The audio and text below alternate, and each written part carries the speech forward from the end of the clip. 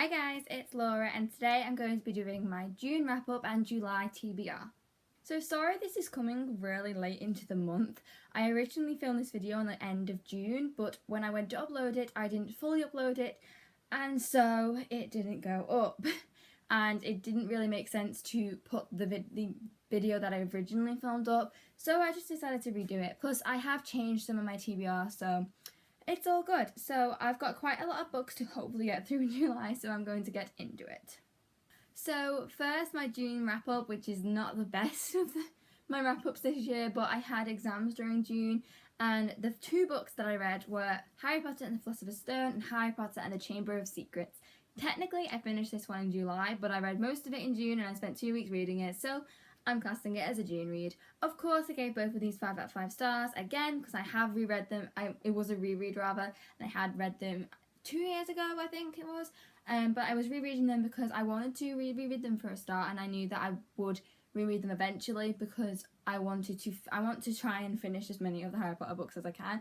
And I didn't remember what happened in the books, I just remember what happened in the movies, so I wanted to reread them anyway to actually remember what happened in them. So that's why I reread them, and I decided to read it during June because I figured they're pretty easy reads, and obviously being rereads, it was the best option. So I reread them. I absolutely love them again. And yeah, I haven't really got anything else to say. If you don't know what Harry Potter is about, where have you been for the last 20 years? But it's basically about a guy called Harry who finds out he's a wizard. Yeah, that's the best way I'm going to describe that. Anyway, moving on to my TBR. My current read is Geekerella by Ashley Poston.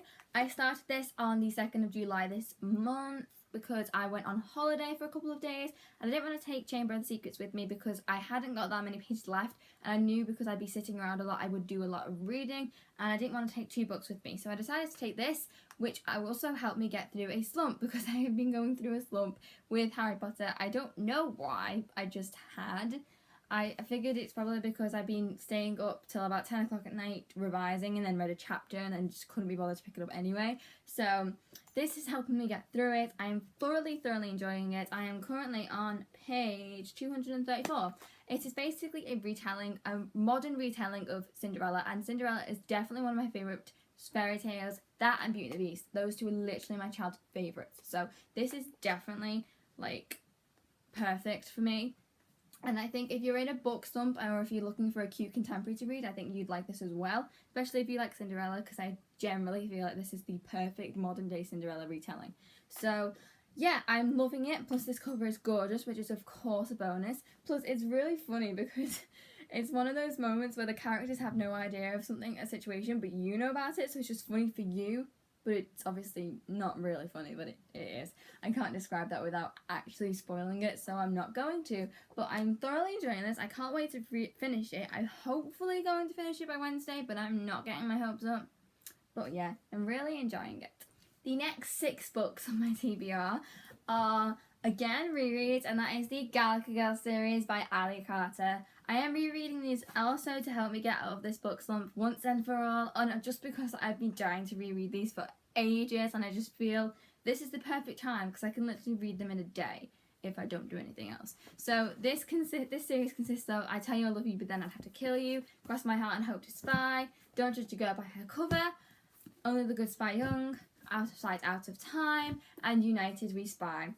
This is generally one of my all-time favourite series. In case you didn't know, it is about a girl who attends a spy school for girls, which doesn't intrigue you. I don't know what will. I just think it's fantastic. I can't describe why it's so good. It just is.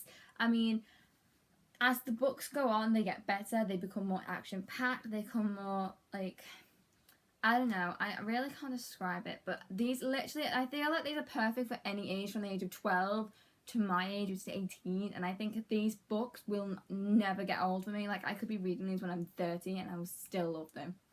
So yeah, I'm very excited to reread them. I will be rereading these books for the 6th time. I've read them 5 times in the last 3 years, and I can't get enough. So that says something because I never used to reread books, and this was the first series I reread. So yeah, I'm very excited, and I'm hoping this will get me out of my book slump once and for all. The rest of my list isn't in any particular order, it's kind of just like what I feel like reading. But the first book that I'm going to talk about is Harry Potter and the Prisoner of Azkaban by J.K. Rowling. I am rereading this again because I'm hoping. No, I'm not. I'm not hoping. I am going to see the Harry Potter Studios in London at the beginning of August with my friend. I am super excited. I think I have mentioned this prior to this video, but yes, I am going and I'm really excited about it. I'm getting a wand. I'm going to understand what they're saying because I went when I was in year 8. Well, I had no idea what Harry. I didn't read it. I didn't watch it. I thought it was just boring rubbish. And when I went, I only went because I wanted to see a live studio. So when they were talking about like scream if you're a Hufflepuff, scream if you're a Gryffindor, scream if you're a Slytherin, I had no idea what they were talking about. Now I know I'm a Hufflepuff, and now I know I will buy a wand, and now I'm gonna get a chocolate frog and everything. I'm really excited to just like see it now that I know what it means. But I wanted to read the 4th book before I went, but due to the fact that I was in a book slump, I didn't get around to this one in June, so I'm going to read it in July instead, and I don't feel like I'm going to get through to the 4th one, so I'm just going to stick with the first 3. But I hopefully will get to the at least read the 4th and 5th one before the end of September. That's the aim, but we shall see. The next book on this list is Winter by Marissa Meyer, and this is the 4th and final book in the Lunar Chronicles series. And in case you guys didn't know, I absolutely love this series so much. I'm just in love with it, and I know I'm going to reread it one day because it's just fab. I started Cinder last year, I think, and I just fell in love with it. I think I love retellings. I think that's what it is, because I think this was the first retelling books I read. But I'm super excited to finally finish the series, but I'm also kind of sad because I just love all the characters so much. I think this is going to be my favourite, at least I hope it will be, because all the characters from the prior books are going to be in it, and I absolutely adore them. Plus, we're going to get to see new ones, and this is a retelling of Snow White, in case I didn't mention that.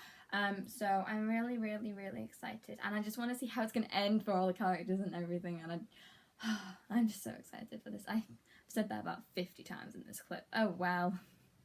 The next book that is on this list is A Court of Thorns and Roses by Sarah J Maas. I have been dying to read this book since March, when Beauty and the Beast was coming out, because this is a light retelling of Beauty and the Beast, and I was kind of in the mood for it. But then I decided, no, I'm going to start reading this series when I finish the Throne of Glass series. But then I realised the Throne of Glass series wasn't even going to finish. Like, the last book isn't coming out until next year in May. So I was like, I'm not waiting that long. So I decided to read it now. I wanted to read it at the beginning of July, but that failed. So hopefully I will get to it before the end of the month.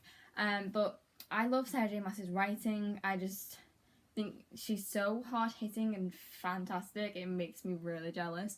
And everybody says this is better than Throne of Glass, and I love Throne of Glass, so I'm really excited about this. Final book on this list is Once and For All by Sarah Desson, and this is a contemporary which I recently purchased. I think it was the beginning of this month actually. But I feel like I needed another contemporary on this list because it's summer, so, and this was the one that was catching my eye the most on my shelf, so I decided I'm going to read this one because I'm kind of in the mood for it as well, and I don't know a lot about it. I just know it's about a girl who kind of helps plan weddings or something, but she doesn't trust falling in love or something like that. I can't remember now, and I don't really want to read the back. So, but it sounds really good anyway. This is actually Sarah Desson's newest book. I think it came out at the beginning of June, if I am correct. I might be wrong, but I'm pretty sure I'm right. But yeah, I'm very excited to read this. I have read Sarah Desson Say Anything, and I loved that, so hopefully I will love this. I love her writing, and yeah, I'm really excited. Out of all the books that she's written, this was the one that catch my eye the most. So if I really enjoy this as well, I definitely will be picking up more of her books. So fingers crossed. So that is all for my June wrap up and July TBR. I hope you guys enjoyed. Don't forget to like, comment and subscribe if you did, and I'll see you again soon with another video. Bye guys!